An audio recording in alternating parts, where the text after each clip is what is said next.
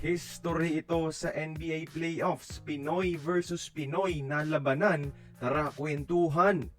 Kahit eliminated na ang Lakers mga idol, may tututukan pa rin ang mga Pinoy NBA fans sa Western Conference Finals, no? Dahil first time mangyayari ito sa NBA playoff history na maghaharap ang dalawang Pinoy-blooded players sa West Finals mga idol.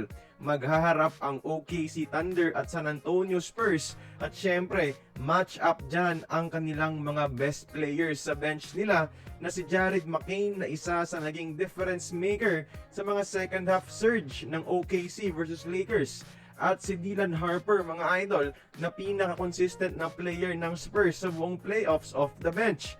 At malaki palagi ang ambag sa panalo. Si Dylan mga idol ay half Filipino dahil sa kanyang ina, habang si Jared McCain naman ay umamin na may around 10% Filipino blood siya mga idol, at pareho silang dalawang ina-acknowledge ang kanilang Filipino heritage.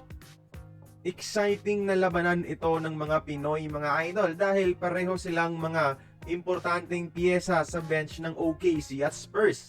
Hindi man sila starters pero yung mga ginagawa nila galing sa bench ang rason kung bakit ngayon bida pa rin sila sa mata ng mga NBA fans. Saktong magkaposisyon pa silang dalawa na gwardya at tiyak magbabantayan yan sa laro mga idol. Si McCain ibibida ang kanyang mainit na shooting na tumalo sa LA, habang si Harper naman ibibida ang kanyang slashing ability at ang kanyang malabeterano na galawan mga idol.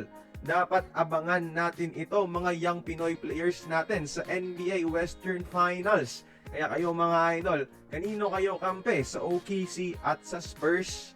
Join the conversation ha. Tingin nyo ba sino mananalo? Magkomento lamang sa ibaba.